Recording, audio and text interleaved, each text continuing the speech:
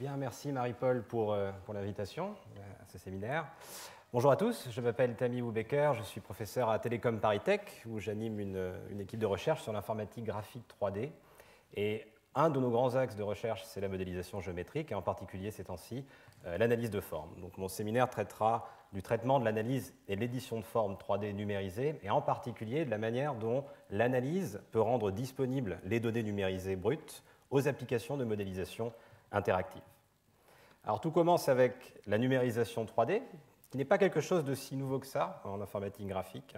Déjà dans les années 90, un certain nombre de projets, dont le fameux projet Digital Michelangelo de Stanford, avaient étudié la capacité à générer un très très grand nombre d'échantillons 3D à partir d'objets réels pour essayer de reproduire un petit peu finalement une caméra 3D qui permet de capturer des objets réels et d'en faire des modèles numériques. Alors à l'époque, il faut un certain temps pour numériser des formes 3D et il faut un savoir-faire certain. Donc ce n'est pas une activité anodine et puis c'est vraiment réservé à des spécialistes. Aujourd'hui, des périphériques de capture à bas coût, des périphériques de capture mobiles et très efficaces sont disponibles un peu partout et même par stéréovision pure, autrement dit uniquement à partir d'images de photos prises d'un objet réel, on peut reconstituer en 3D un objet assez fidèlement. On parle ici de vision par ordinateur, et c'est un petit peu l'entrée de la géométrie numérique. On commence par capturer une information du monde réel, et on reconstitue une information en 3 dimensions pour l'ordinateur. Alors évidemment, quand on commence à avoir beaucoup de modèles 3D numérisés automatiquement ou semi-automatiquement, eh bien, les traiter, les structurer, les rendre modulables, adaptables aux outils de modélisation interactive, ce n'est plus quelque chose que l'on peut faire à la main. Et on souhaite que l'ordinateur nous aide et comprenne un peu pour nous la forme 3D que l'on a numérisée pour la rendre modifiable.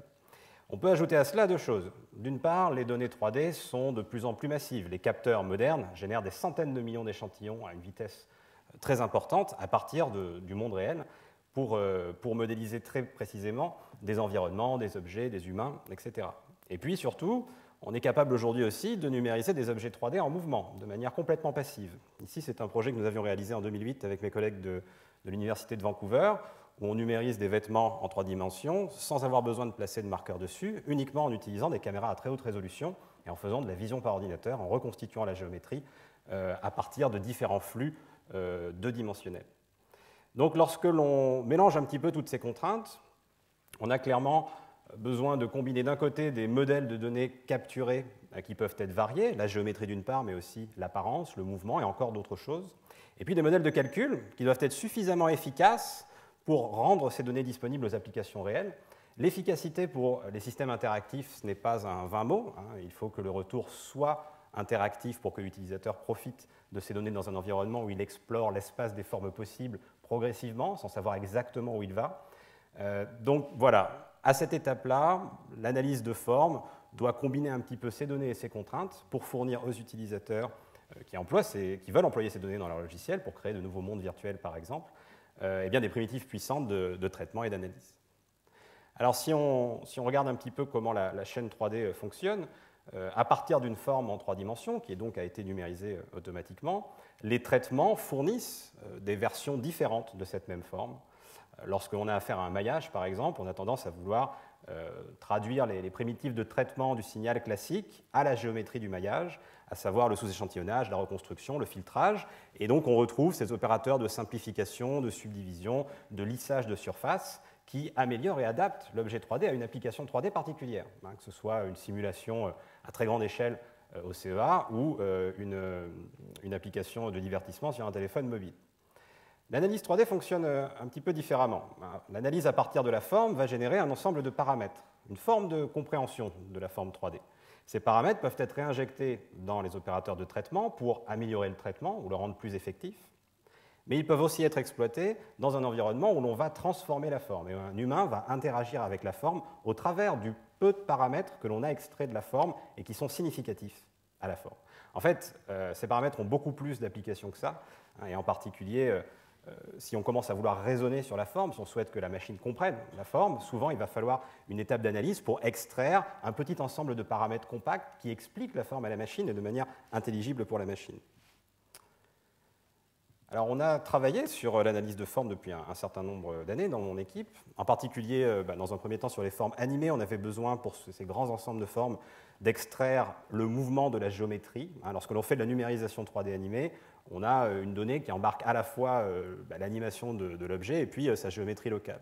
Ce que vous voyez ici, c'est un système qui fait du reverse engineering. On essaie d'apprendre le mouvement, on essaie de l'extraire de la forme animée à gauche, qui est une succession de maillages qui numérise une séquence.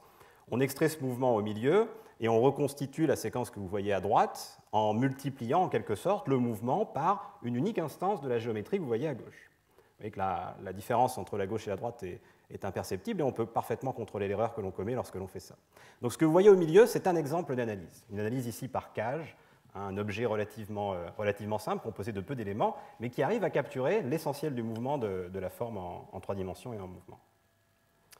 Alors dans cette présentation, je vais discuter 3 classes de techniques d'analyse qu'on a développées l'an dernier, enfin sur lesquelles on a travaillé l'an dernier. J'en ai choisi 3 parce que ces 3-là ont un potentiel d'application assez élevé. Souvent, on peut imaginer qu'il y a autant de méthodes d'analyse qu'il y a d'applications qui ont besoin qu'on fasse de l'analyse. Donc c'est souvent intéressant d'essayer de trouver des frameworks pour lesquels il y a plus d'une application possible à la technique développée. Dans un premier temps, je vais vous parler d'analyse spatiale et de la capacité à représenter un objet 3D avec peu de valeur. Et je vous parlerai notamment d'un nouveau modèle de représentation, les maillages de sphères. Dans un deuxième temps, on ira à l'autre extrémité du spectre. On va parler un petit peu d'analyse statistique et de la manière dont ce genre de techniques permettent de reconnaître des formes, de reconnaître des motifs, de reconnaître des structures automatiquement. Reconnaître la répétition dans un objet 3D, c'est déjà un petit peu le comprendre. Donc ça permet déjà d'implémenter un certain nombre d'outils intéressants. Et puis enfin, je terminerai sur l'analyse morphologique et la manière dont ce type d'opérateurs peuvent être employés sur les données dont je vous parlais à l'instant, les données numérisées, qui n'ont pas a priori la bonne structure de départ pour pouvoir subir de la morphologie mathématique.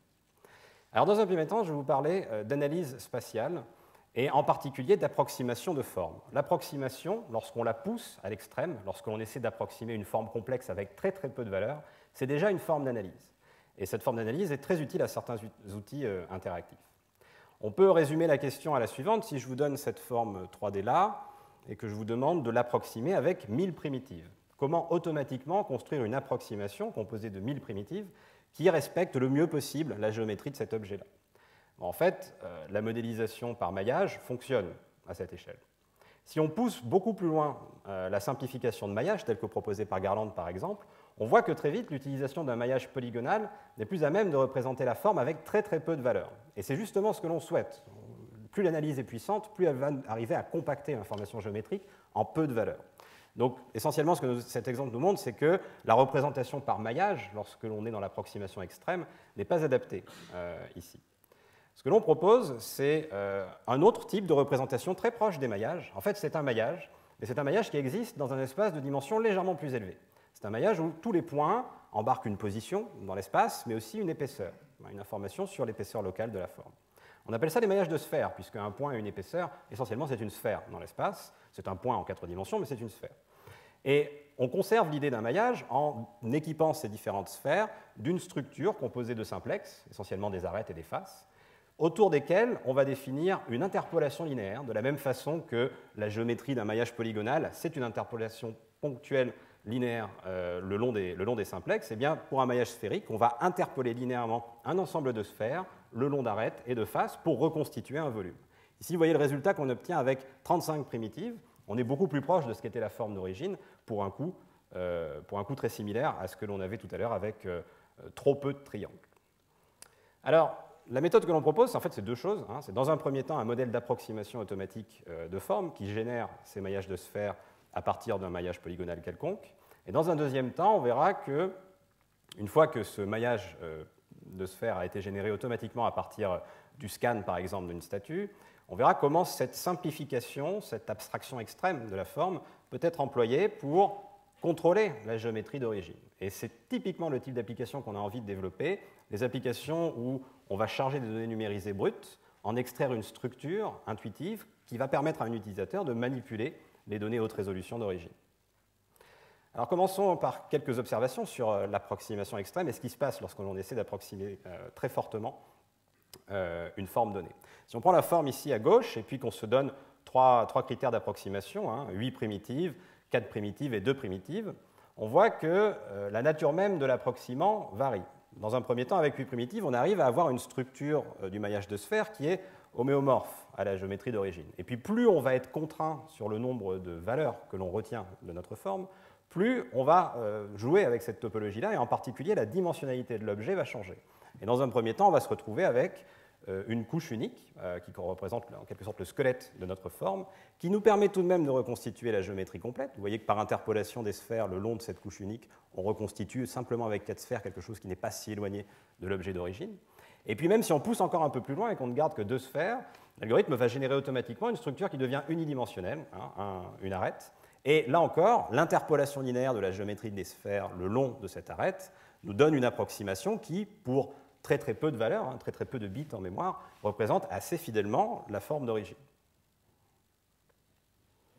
Alors, lorsque l'on fait de l'approximation, essentiellement on fait de la géométrie numérique, et dans géométrie numérique il y a géométrie, donc c'est une science de la mesure. On va commencer par essayer de définir comment une sphère approxime correctement un ensemble de polygones, et plus précisément même comment on mesure une distance entre une sphère et un polygone donné. Donc étant donné une sphère et un centre Q avec un rayon R, et puis un plan orienté, vous savez qu'en informatique graphique, en modélisation géométrique, pour nous les surfaces la plupart du temps sont orientées, il y a en particulier un vecteur normal qui nous indique dans quelle direction est l'extérieur de l'objet. On définit une mesure de distance, D, qui prend en compte cette orientation, de sorte que lorsque la sphère est localisée à l'intérieur de la forme, on n'a pas de pénalisation sur la distance. Mais par contre, si on inverse l'orientation du plan, une sphère qui n'a pas bougé dans l'espace se retrouve, avec cette mesure D, relativement éloignée de notre plan. À partir de cette mesure, on va essayer de définir comment une sphère donnée approxime correctement un ensemble de plans. Idéalement, on aimerait qu'une sphère approxime un très grand ensemble de plans, puisqu'on a beaucoup de polygones dans nos modèles numérisés. Alors, il se trouve qu'on continue de vouloir avoir cette contrainte, cette propriété qui est qu'on distingue l'intérieur de l'extérieur. Et il se trouve également que lorsque l'on élève au carré cette mesure de distance, eh bien, en fait, elle dessine une quadrique dans l'espace, et que le minimiseur de cette quadrique nous donne la sphère optimale pour cette distance selon un ensemble de plans. Alors, comment ça fonctionne en pratique? La distance au carré entre une sphère et un plan, c'est une quadrique dans l'espace, et la somme des distances au carré entre une sphère et un ensemble de plans, qui encore une fois pour nous sont les plans qui supportent les différents triangles qui forment notre maillage, c'est également une quadrique. On va donc pouvoir optimiser cette quadrique, la minimiser en l'occurrence, et trouver une sphère, une valeur unique, qui a un centre et un rayon, qui approxime le mieux possible, selon notre mesure, un ensemble de plans.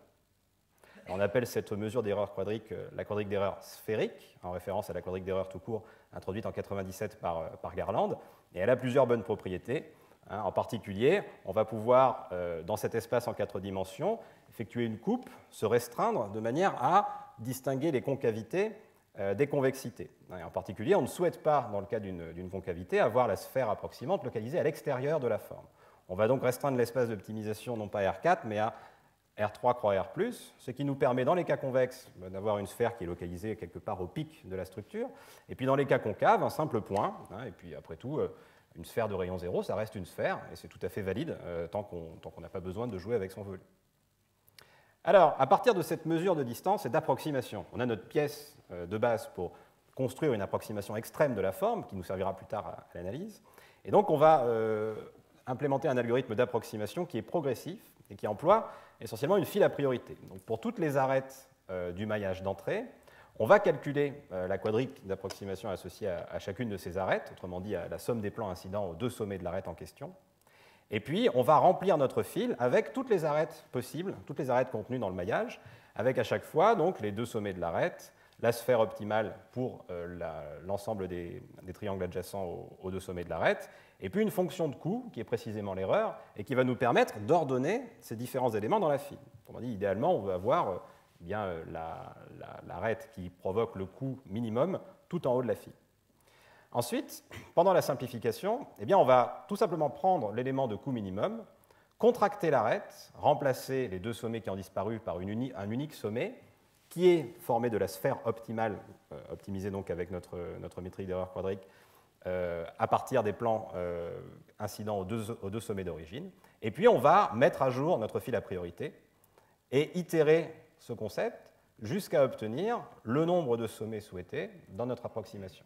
Donc un algorithme progressif où à toute étape, on va contracter une arête et générer des sphères qui, a priori, vont être de plus en plus grosses, mais qui vont progresser à la vitesse minimum, puisqu'on souhaite toujours commettre l'erreur minimum au fur et à mesure qu'on réduit la géométrie de l'objet. Alors, observons quelques résultats. L'avantage de cet algorithme, c'est qu'il est relativement stable et robuste, même sur un objet de topologie assez élevé. Ce que vous voyez ici, c'est un objet de topologie élevée pour lequel on approxime progressivement l'objet avec un maillage de sphères. Ici, c'était la structure. Et puis maintenant, l'interpolation sphérique le long de la structure. On vient donc interpoler les sphères le long des arêtes et des faces de la structure de l'approximation. On voit qu'on a une dégradation progressive de la qualité d'approximation. Avec 120 sphères pour notre objet de tout à l'heure, on voit que pour beaucoup d'applications qui ont besoin d'interpréter une forme en 3 dimensions, eh bien, on a assez d'informations géométriques pour la retrouver. On voit ici un cas un petit peu plus retors. L'objet avait lui-même des sphères au départ, mais ces sphères sont constituées d'un grand ensemble de polygones. Et on voit que l'algorithme arrive à retrouver des sphères aux endroits qui étaient donc géométriquement sphériques et les retrouve de manière stable. Alors, outre ces propriétés-là, cette méthode d'approximation a plusieurs bons éléments de fonctionnement. En particulier, elle a tendance à localiser les sphères à des endroits qui paraissent naturels, qui nous paraissent naturels, aux jointures par exemple.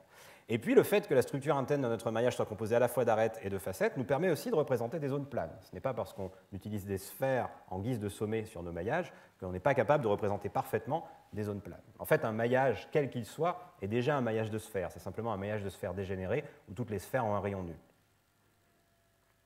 Alors j'aime particulièrement cet exemple parce qu'il montre pourquoi c'est de l'analyse de forme. Lorsqu'on pousse très fortement l'approximation sur cet objet-là, on va obtenir une forme, je crois, composée d'une douzaine de sphères et qui révèle énormément d'informations utiles sur l'objet. En particulier ses grandes composantes, qui sont modélisées la plupart du temps par un unique simplex, sa symétrie. On voit que la structure approximée est symétrique, et c'est une information qui peut être utile à un algorithme d'interprétation de forme. Et puis on voit que l'interpolation sphérique le long des simplex reconstitue de manière assez troublante même la géométrie de l'origine, alors qu'on n'a employé qu'une douzaine de sphères. L'ensemble de cette approximation est automatique et donc calculé à partir de la géométrie d'origine par l'algorithme de tout à l'heure. Alors, l'application que l'on fait de ces modèles d'approximation extrêmes à la modélisation interactive, c'est une application de déformation. En fait, on va essayer d'employer ces maillages sphériques, ces approximations à base de maillages de sphères, pour contrôler la géométrie de la forme numérisée, une géométrie qui arrive nue. Lorsque vous avez un objet 3D qui a été créé par un infographiste dans un studio d'effets spéciaux, souvent l'objet 3D est très structuré, il a déjà un squelette, il a déjà beaucoup de méta-informations qui sont exploitables pour le transformer. Dans notre cas, si on part d'un scan, on a une géométrie nue, on a juste un ensemble de triangles, on essaie de retrouver cette structure de contrôle. Alors les structures de contrôle, c'est quelque chose d'assez étudié en informatique graphique. Vous avez vu tout à l'heure un exemple avec des cages, c'est un thème complet du monde de la déformation. Notamment à partir des généralisations des coordonnées barycentriques qui ont été proposées récemment. On peut aussi employer des poignées de déformation qui s'appuient sur une analyse laplacienne de la surface. Et puis on peut enfin employer des squelettes de déformation qui sont très prisés dans l'industrie des effets spéciaux et du jeu vidéo. Alors pourquoi est-ce qu'un maillage de sphères serait une bonne structure de contrôle alternative à ces trois catégories? Bien d'abord parce que, comme on l'a vu au tout début, elle a une dimensionnalité dynamique, cette approximation. Plus on va monter dans l'approximation, moins on aura de sphères, plus on va tendance à retrouver les grandes structures squelettiques, par exemple, d'un objet qui serait essentiellement tubulaire. Donc c'est une bonne chose de pouvoir localement se rapprocher efficacement de la géométrie et globalement être capable d'abstraire toute une zone par uniquement une arête et deux sphères à ces deux extrémités. Deuxième bonne propriété pour nous, la construction d'un maillage de sphères est automatique. Autrement dit, on n'a pas besoin de demander à l'utilisateur de placer les sphères lui-même à la main. On a un algorithme qui nous les place de manière optimale directement et qui, en plus, comme il est progressif, nous génère naturellement une structure multirésolution. En fait, atteindre 15 sphères dans notre structure à partir d'un millier de primitives, c'est générer exactement 985 niveaux de résolution, puisque à chaque fois, on va contracter une arête et diminuer de 1 le nombre d'éléments représentants. Donc l'utilisateur va avoir finalement une interface assez naturelle pour contrôler la forme d'entrée, où il va simplement sélectionner une échelle et travailler à cette échelle, revenir à la sélection, changer d'échelle, et puis affiner son résultat. Ça permet de modéliser progressivement. Les infographistes aiment ça en général, et même les utilisateurs qui ne sont pas professionnels. Vous voyez ici un exemple du système de déformation où on a attaché la géométrie d'origine de l'objet à son approximation par maillage de sphère, et on emploie l'approximation du maillage de sphère comme une interface intelligente sur la forme qui vient offrir à la fois un contrôle assez simple, on ne fait que manipuler des sphères dans l'espace, et quand même riche, puisque simplement en poussant la molette de la souris, on va adapter localement la résolution du maillage de sphère au niveau de détail auquel on souhaite interagir avec la forme. Bien, donc c'est un exemple d'application de comment l'analyse spatiale de forme 3D peut être utile à des outils de modélisation interactive et notamment de déformation. Alors, l'analyse spatiale, c'est comment est-ce que je peux représenter une forme avec peu d'éléments dans l'espace en faisant en sorte que ces paramètres que j'ai extraits continuent à avoir un plongement dans l'espace qui a du sens, qui ressemble à la forme d'origine. Tout à l'autre extrémité du spectre, on a donc oui, je vais juste conclure là-dessus. Donc, on a introduit deux choses ici, un algorithme d'approximation par maillage de sphère à partir d'un objet polygonal, essentiellement en introduisant une métrique d'erreur dédiée à ça. Et puis on a montré comment la structure pouvait permettre de contrôler la géométrie d'origine de manière intuitive. Donc voilà, je reprends ce que je vous disais à l'instant. Donc l'approximation spatiale, c'est une chose, ça permet de manipuler des formes, par exemple, avec une structure plus simple, tout simplement parce que l'approximant a un plongement spatial qui est similaire à la forme d'origine. À l'autre extrémité du spectre, on peut avoir besoin d'effectuer d'autres types d'analyses sur l'objet, en particulier des analyses qui mettent en jeu une forme de reconnaissance des formes. La reconnaissance des formes, c'est la capacité à détecter qu'une structure se répète ou que deux des éléments sur la géométrie sont similaires. Là aussi, on est un petit peu à la frontière entre vision par ordinateur et modélisation géométrique. On va montrer ici qu'on peut employer l'analyse statistique donc, pour des outils de modélisation interactive. Alors, l'inspiration de ce travail-là, c'est en fait des travaux qu'on avait menés il y a quelques années, de 2008 à 2012 essentiellement, avec mes collègues de l'Université de Berlin, où nous avions conçu un moteur de recherche de formes 3D qui permettait assez facilement de retrouver des formes 3D dans de grands ensembles à l'aide de simples croquis, puis ensuite d'assembler des mondes virtuels en croquant grossièrement les éléments du monde en question. Donc derrière ce type de moteur, on a en fait une analyse par descripteur qui permet de ranger et d'organiser un très grand ensemble de formes 3D pour les retrouver plus tard. Alors le moteur est assez complet, il y a beaucoup de choses dans le moteur, mais à un moment ou à un autre, il a fallu arriver à mettre en relation ces petits croquis en noir et blanc avec la géométrie, qui potentiellement peut être assez complexe, des maillages que vous voyez montrés ici. C'est une forme d'analyse statistique. Et voilà un petit exemple du système Live, donc, qui a été publié à SIGGRAPH en 2012. L'utilisateur, finalement, fait une requête au moteur avec un dessin qui est de faible qualité, on va dire, et il obtient des formes relativement complexes qui correspondent à son dessin. Donc c'est une forme de Google de forme 3D, où à la place d'avoir des mots-clés, on a l'équivalent visuel des mots-clés, on a des petits dessins. Et vous pouvez voir que ce que je vous disais en introduction est tout à fait valide ici. L'interactivité, la performance interactive, ce n'est pas un bonus, ça fait vraiment partie de l'expérience d'utiliser un système comme celui-là. Si au fur et à mesure que l'on dessine, la requête se raffine et en temps réel, les résultats de la requête sont mis à jour, eh bien, on va avoir un comportement très différent de s'il faut attendre ne serait-ce que 20 secondes ou 10 secondes d'avoir un résultat. Donc voilà, l'inspiration des travaux que je vais présenter maintenant, c'était un petit peu ça, on a appris à développer de la reconnaissance de formes interactives sur de grandes masses d'objets.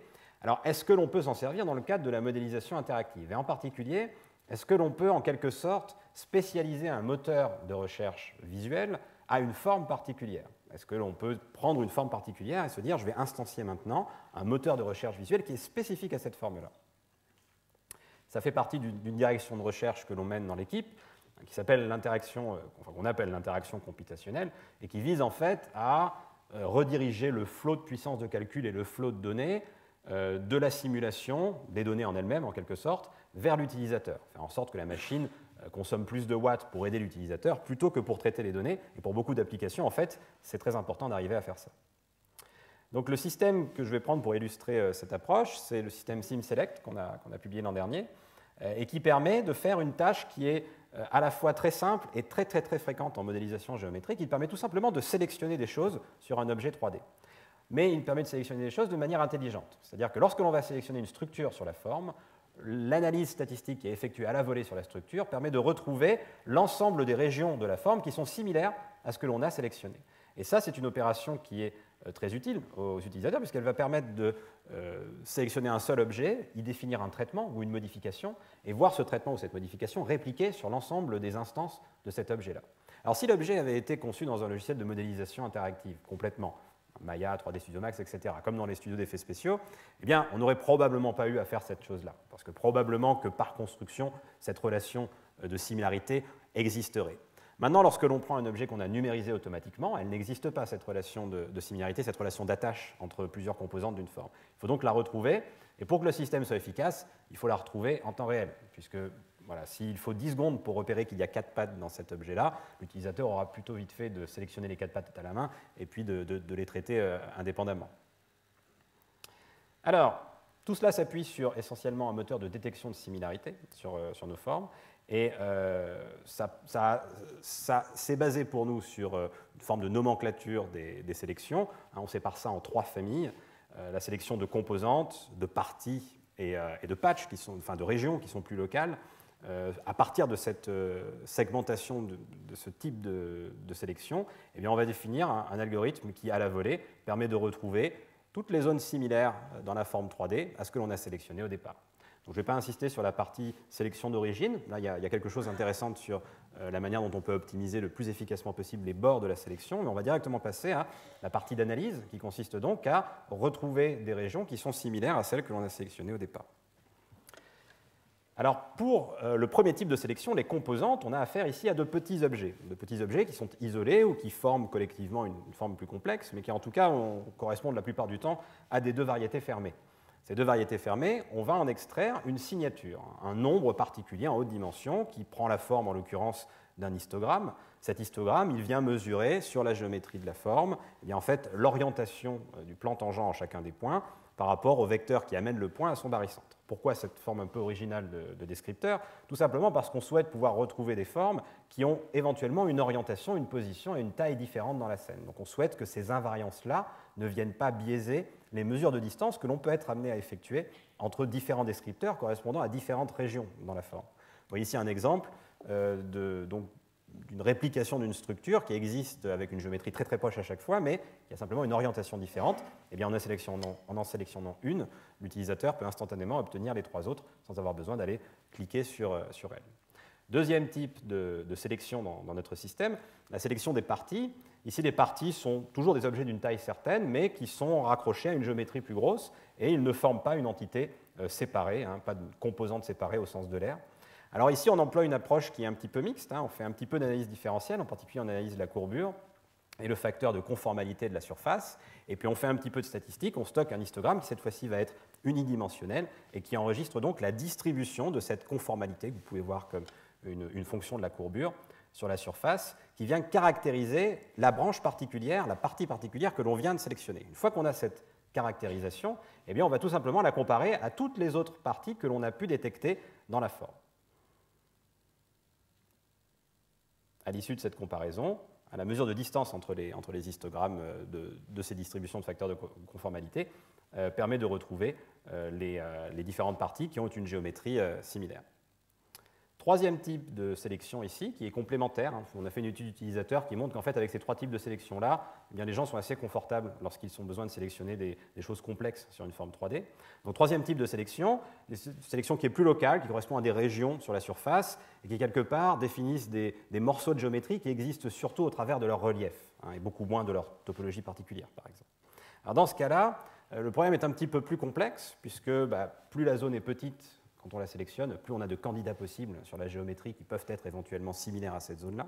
Donc on va procéder en 2 étapes. Dans un premier temps, on va essayer de trouver des centres de régions candidats, c'est-à-dire des points sur la surface à partir desquels on pourrait faire naître une région qui est similaire à celle que l'on a sélectionnée. En fait, on va effectuer ça avec une carte de similarité que je vais détailler dans une seconde.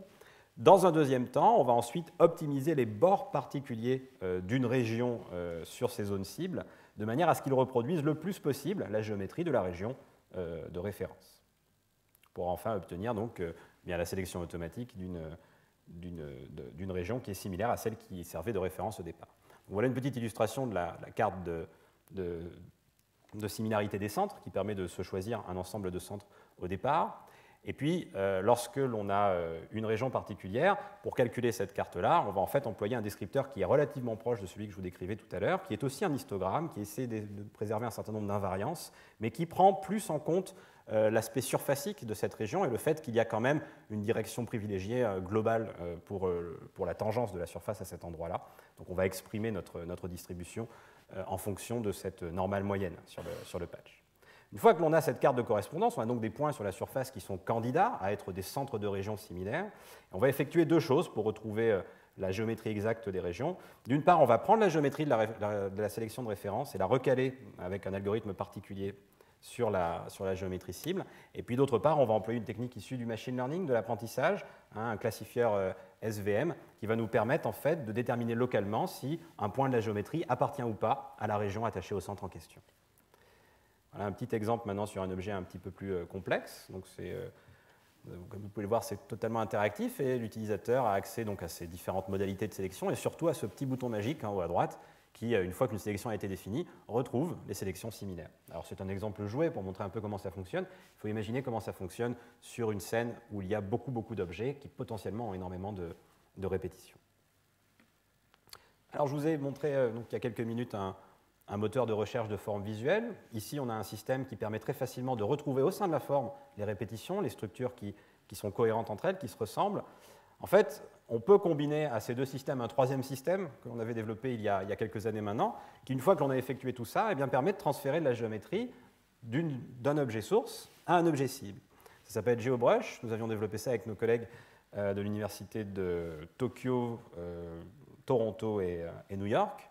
Et c'est en fait une espèce de Photoshop 3D qui permet en fait de peindre sur un objet donné la géométrie d'un autre objet.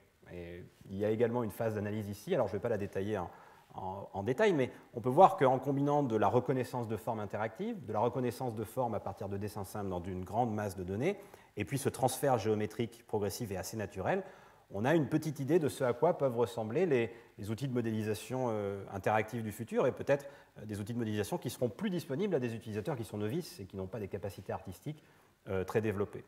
Obtenir ça à la main, faire ça à la main, ça aurait demandé vraiment une connaissance particulière des outils de modélisation géométrique. Et on vient donc de voir deux modalités d'analyse, une qui nous a permis de déformer dans des systèmes interactifs de la géométrie qu'on a numérisée, une autre qui nous a permis de mélanger, de retrouver, de mettre en correspondance différents éléments géométriques qui n'ont pas de structure a priori, qui sont simplement des listes de polygones. On va voir maintenant une autre modalité d'analyse, un peu différente, l'analyse morphologique, bien connue du traitement des images et de l'imagerie médicale, et qui, dans notre cas, n'est pas applicable directement aux données. Et justement, l'objet de ce travail, ça a été de rendre l'analyse morphologique classique disponible aux données numérisées. Alors, repartons un petit peu sur le type de données que l'on manipule dans nos applications, et en particulier lorsqu'on les numérise sur la chaîne de capture. Donc, on retrouve des tas de scénarios d'applications industrielles où on a besoin de numériser rapidement et précisément des objets 3D. Les objets 3D sont de nature différente, ils vont être employés dans des applications différentes, mais ils partagent en général une naissance commune, c'est-à-dire que le capteur, au départ, a généré en général, d'une manière ou d'une autre, une carte de profondeur de l'objet que l'on numérise, et puis un ensemble de cartes de profondeur d'une forme 3D ont été consolidées pour former un nuage de points. Ce nuage de points, on reconstitue un maillage à partir de celui-ci, et c'est à partir de ce maillage que la plupart des choses que je vous ai expliquées jusqu'à présent sont effectuées. C'est-à-dire qu'on va faire de l'analyse, du traitement, de la déformation, etc. Or, l'analyse en elle-même peut être utile à la phase de reconstruction. En fait, elle peut être utile tout du long de cette chaîne d'application. Et elle arrive relativement tard dans la chaîne, à un moment où on a déjà pris un certain nombre de décisions sur le nombre de points qu'on allait garder, sur la connectivité et la topologie de la surface, et au final sur le degré de filtrage que l'on a accepté pour représenter notre forme. Donc, pour nous, l'objectif dans cette phase-là, ça va être de rapprocher l'analyse de la phase de capture, de la voir la plus en amont possible, le plus tôt possible dans le procédé, de manière à pouvoir profiter de ces informations, de ces paramètres extraits par l'analyse, pour mieux reconstruire et obtenir de meilleurs objets à la fin. Alors on a choisi en particulier d'utiliser une méthodologie particulière d'analyse ici, la morphologie mathématique, pour une raison simple, c'est qu'elle a un petit nombre d'opérateurs et un grand nombre d'applications possibles, ce qui nous permettait de réduire énormément le nombre de choses à faire, entre guillemets, pour pouvoir avoir quand même beaucoup d'applications derrière qui exploitent cette approche. Alors voilà quelques-uns des exemples des transformations de haut niveau qu'on est capable de faire avec ce type de framework. Vous avez ici une géométrie numérisée qui existe sous la forme d'un nuage de points très dense. Et automatiquement, on peut prescrire la taille des objets que l'on souhaite supprimer sur cette géométrie. Alors notez en particulier que les détails géométriques de l'objet ne disparaissent pas, mais que par contre, des composantes entières disparaissent. Ça, c'est typiquement le genre de choses qu'on aurait beaucoup de mal à obtenir par filtrage, par exemple, qui probablement nécessiterait une intervention manuelle à cet endroit-là. Deuxième exemple d'application, la transformation topologique. Il y a beaucoup d'algorithmes en modélisation géométrique qui supposent que la topologie de l'objet est relativement simple. Lorsque la topologie de l'objet devient plus compliquée, un certain nombre de choses qu'on ne sait plus bien faire, ou en tout cas qu'on fait mal, et il peut être utile par moment de réduire la topologie de l'objet vers quelque chose de plus simple. Notez ici qu'on a beau réduire la topologie de l'objet, les détails de la forme sont préservés partout où ils le peuvent. Troisième application, je vous parlais tout à l'heure de structuration et de la capacité à analyser une géométrie brute pour en extraire une structure. Parmi les structures que l'on peut imaginer, il y en a une qui est assez connue, c'est l'axe médian de la forme. Et on voit ici une évaluation sur un objet relativement complexe de l'axe médian de l'objet, uniquement en partant des points, sans jamais reconstruire de surface explicitement. Alors notre approche s'appuie sur essentiellement deux éléments. D'une part, ce que l'on appelle les surfaces de points. Ce n'est pas parce qu'on ne reconstruit pas une surface explicitement à partir de notre nuage de points qu'on ne peut pas en avoir un petit peu tous les bénéfices. Et en particulier, à partir d'un ensemble de points, on peut définir une surface par projection. L'idée de la modélisation géométrique par projection, c'est en fait de représenter la surface au travers d'un opérateur qui projette l'espace environnant de la forme sur la surface. Autrement dit, on ne va jamais vraiment être capable d'itérer sur la surface, mais pour tout point de l'espace, on va être capable de projeter ce point sur la surface modélisée par notre ensemble de points. Alors souvent, on passe par un opérateur de projection assez simple, puisqu'on est appelé à faire un très grand nombre de ces projections-là. Donc étant donné un ensemble de points donnés ici qui ont été numérisés avec un scanner, par exemple, ici en gris avec leur normale en noir, et étant donné un point X dans l'espace, la procédure de projection fonctionne comme ça. On va caler localement, on va optimiser localement une primitive géométrique qui va s'approcher le plus possible des points qui sont dans le voisinage de X. On va ensuite projeter X sur la surface, et l'on va itérer le procédé jusqu'à stabilisation. On cherche le point fixe de l'opérateur. Lorsque l'on a trouvé un point qui ne bouge plus, c'est essentiellement que ce point est sur la surface de l'objet défini par cet ensemble de points. Et c'est avec cette... Alors il y a eu beaucoup de travaux sur cette chose-là. On appelle ça donc des surfaces de points, point set surface, PSS en anglais. Et il y a plusieurs choses qui sont intéressantes à noter, c'est qu'une fois qu'on a cet opérateur de projection, on retrouve déjà beaucoup des opérateurs de traitement géométrique naturels, à savoir le filtrage, le raffinement, la simplification, qu'on pourrait traduire par sous-échantillonnage et sur-échantillonnage, et puis le rééchantillonnage de nos objets. On a donc déjà beaucoup de primitives géométriques qui nous permettent de faire du traitement, alors qu'on n'a toujours pas reconstruit de surface. On n'a pas tissé de triangle, on n'a pas de surface NURBS, on n'a pas de forme paramétrique à notre surface. On s'appuie donc sur cette approche projective de la géométrie, et en particulier sur ces travaux-là, notamment les travaux d'Amenta, qui ont proprement défini ce qu'était une surface de points, l'interpolation hermitienne d'Alexa, qui permet de bien préserver les concavités sur notre géométrie échantillonnée par des points, et puis on se verra plus tard, on se compare régulièrement à ce qui est probablement, enfin à mon sens en tout cas, le meilleur modèle de surface de points actuel, les surfaces de points algébriques de Guénébeau et Gross. Voilà, donc c'était le premier élément sur lequel on s'appuie pour effectuer notre analyse morphologique. Le deuxième élément, évidemment, c'est la morphologie mathématique. Alors la morphologie mathématique, je vais essayer de vous en faire un résumé rapide, c'est un thème très vaste. C'est essentiellement un framework d'analyse de forme qui s'appuie sur deux opérateurs, l'érosion et la dilatation. C'est un framework qui va permettre de combiner ces deux opérateurs en employant un élément structurant, une petite forme simple, spécifique, qui va nous donner une analyse particulière de la forme, pour obtenir des formes qui sont érodées ou dilatées. On peut voir ça comme de l'ajout, de la suppression de matière sur notre forme. En fait, l'érodé et le dilaté en soi, ça a quelques applications, mais ce n'est pas véritablement ça qui est intéressant. Ce qui est intéressant, c'est que quand on commence à combiner les opérateurs entre eux, on peut calculer des fermetures, des ouvertures, et on peut créer des programmes morphologiques qui étudient la forme au travers des transformations qu'elle subit sous ces opérateurs, sous ces éléments structurants. Alors, si on redétaille un petit peu plus en détail, c'est donc ces deux opérateurs de base. La vision un petit peu ensembliste des choses, c'est de considérer que l'on effectue une somme de Minkowski sur la surface de l'objet, où l'on vient sommer en tout point de l'objet l'élément structurant, ici une sphère, pour créer plus de matière, créer un nouvel objet qui a enflé essentiellement. On peut repérer que lorsque l'on fait ça, il y a un certain nombre de détails qui apparaissent, en particulier ici une singularité qui est très importante, et vraiment très importante parce qu'elle enregistre quelque chose de fondamental sur la forme au départ. Et on souhaite vraiment la préserver le mieux possible Alors peut-être pas lorsque l'on n'effectue qu'une seule opération, mais lorsque l'on commence à enchaîner les opérations entre elles, on souhaite faire survivre cette information le plus loin possible. Donc, c'est-à-dire qu'il faut être relativement précis lorsque l'on fait ces calculs. Deuxième opération de base de la morphologie mathématique, l'érosion, qui, donc, dans le cadre ensembliste, est vue comme une soustraction de Minkowski. Autrement dit, pour tout point de la surface, on vient retirer le volume de l'élément structurant, donc on vient peler en quelque sorte la géométrie. De nouveau, on va observer des choses intéressantes. D'une part, on a déconnecté la géométrie, la topologie de la forme a changé. Et d'autre part, on a de nouveau des singularités qui sont apparues. Et ces singularités portent encore une information très utile. Précisément ici, c'est deux singularités qui se font face. Elles modélisent essentiellement la déconnexion que l'on a. Donc, encore une fois, on souhaite préserver ces choses. Alors voilà quelques exemples d'altérations morphologiques sur une forme. Au passage, toutes les images que je vous montre ont en fait été générées avec notre framework, puisqu'il fonctionnait. On s'en est servi aussi pour illustrer la morphologie classique. Vous pouvez voir ici donc un dilaté sur une main avec 4 éléments structurants différents qui vont donc fournir une géométrie différente in fine, des structures différentes, des singularités différentes sur l'objet qui vont révéler quelque chose de particulier à l'objet.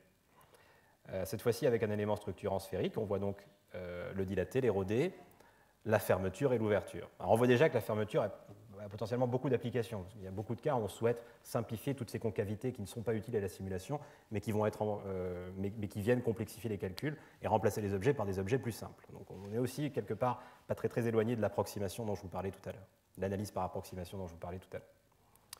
Bien, alors comment implémenter ça sur des nuages de points? On essaie de mettre face à face deux choses assez différentes. Les nuages de points d'un côté, la morphologie mathématique de l'autre. Bon, il y a eu quelques essais, il y a quelques années, de personnes qui ont essayé de répliquer la vision ensembliste de la morphologie mathématique sur des nuages de points, essentiellement en envoyant un très grand nombre d'éléments structurants près des points.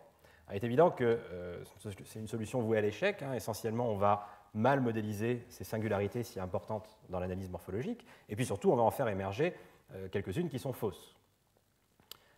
Et c'est encore plus visible lorsqu'on observe le résultat sur une véritable reconstruction en 3 dimensions. On a vraiment créé des structures qui n'existaient pas dans la forme et qui n'ont pas lieu d'exister par analyse morphologique. Alors, nous, notre approche, finalement, elle utilise la vision projective, mais dans le cadre de la morphologie mathématique. On va voir le dilaté ou l'érodé d'une forme au travers d'un opérateur de projection, qui va directement nous projeter n'importe quel point de l'espace sur le dilaté ou sur l'érodé.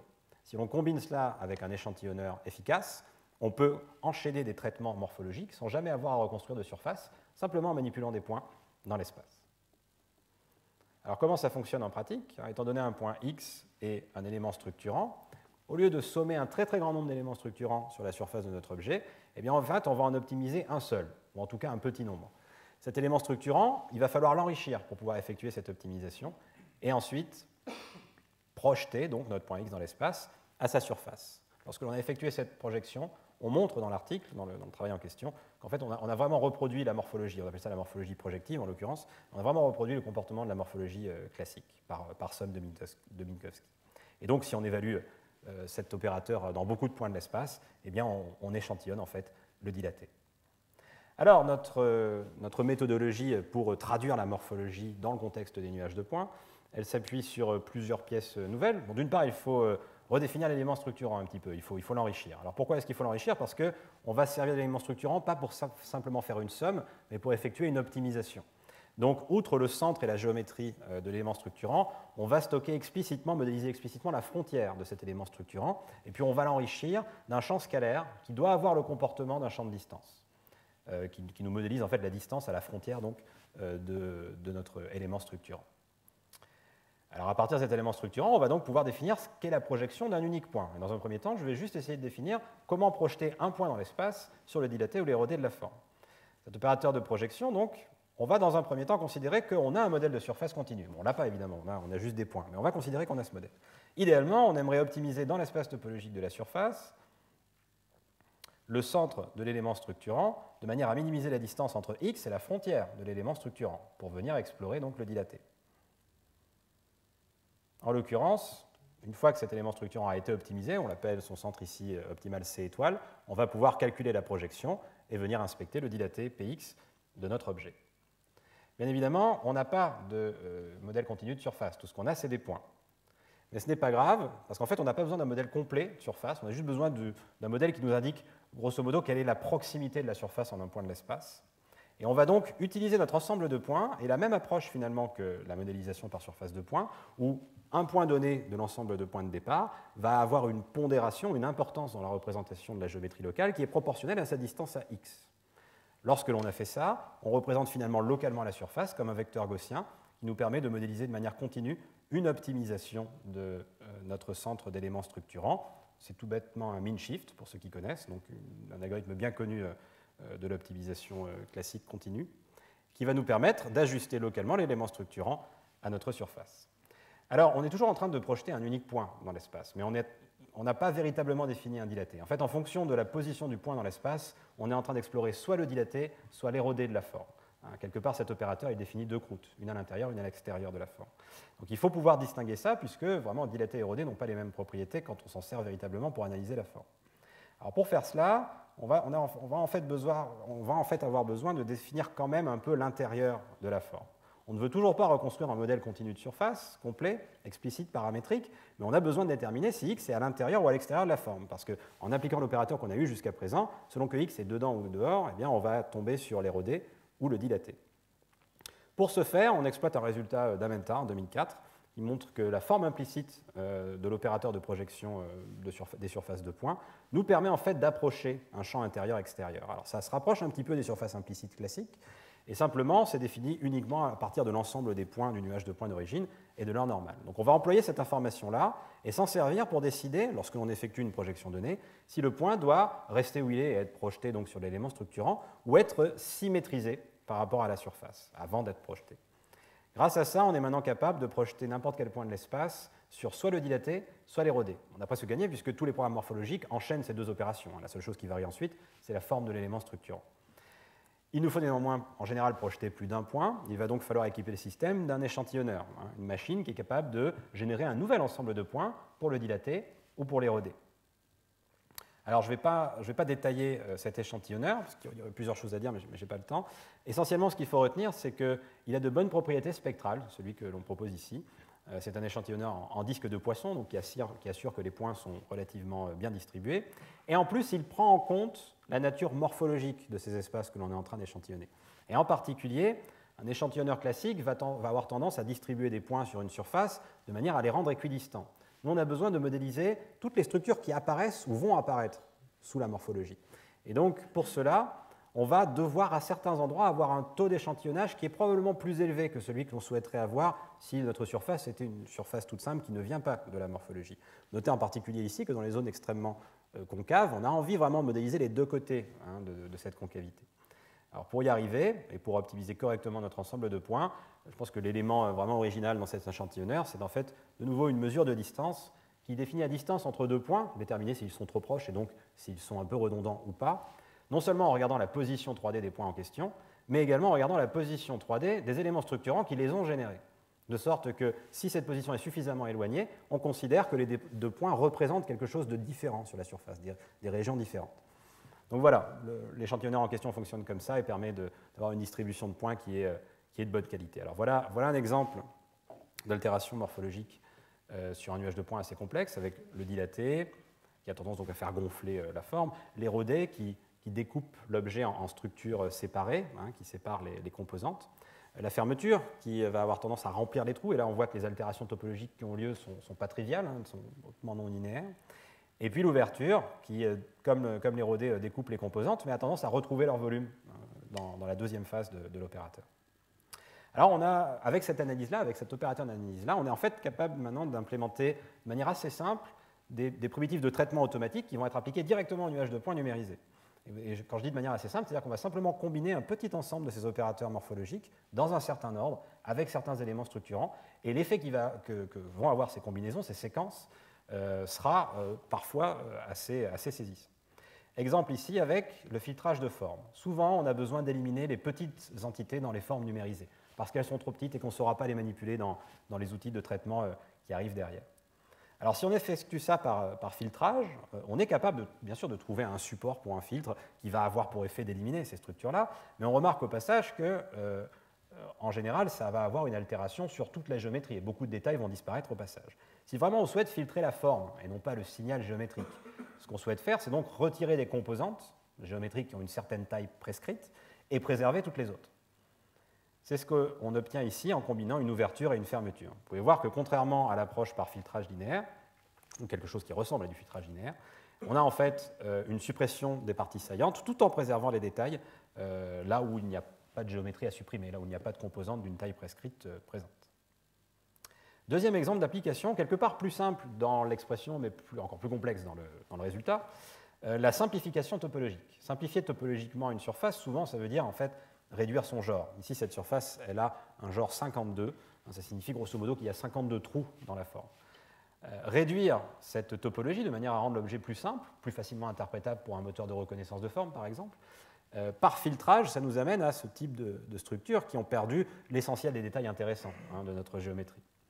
Si on effectue une simple fermeture avec la même taille de support, on a à peu près le même effet topologiquement, c'est-à-dire qu'on a fermé tous ces trous, mais on a un objet de genre 0, qui est grosso modo une patatoïde, mais on a le signal géométrique de haute fréquence qui est correctement préservé partout où ça n'avait pas de sens de l'altérer. Et a priori, pour boucher tous les trous que vous voyez à gauche, il n'était pas nécessaire de supprimer toutes ces structures qu'il y avait sur la surface.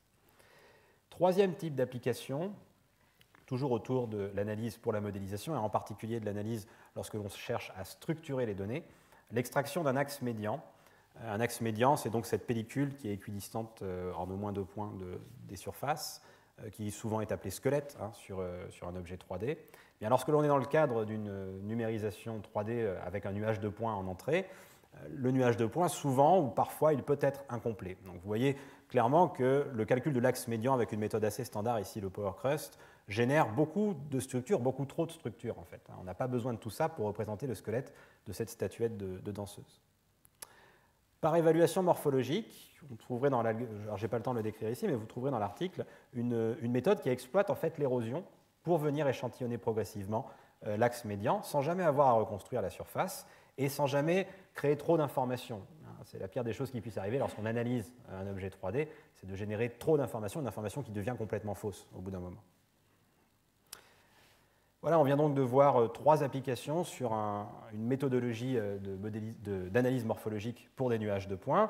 Puis plus globalement, on a vu 3 types de méthodes d'analyse pour la modélisation géométrique. Dans un premier temps, l'analyse spatiale, qui grosso modo essaie de représenter avec un petit ensemble de nombres, un petit ensemble de valeurs, une forme 3D complexe. On l'a appliquée au contrôle interactif de forme dans la déformation. Deuxième type d'analyse, la modélisation collaborative, et notamment la reconnaissance de forme.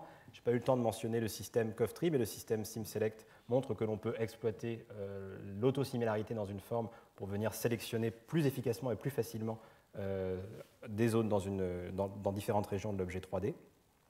Et puis enfin, l'analyse morphologique, dans le cadre de la géométrie numérisée, être capable d'appliquer cette analyse, de l'utiliser très très tôt dans le pipeline, au moment où la géométrie est générée, eh bien, on a vu que ça permettait d'effectuer des transformations assez puissantes, simplement en combinant ces opérateurs morphologiques.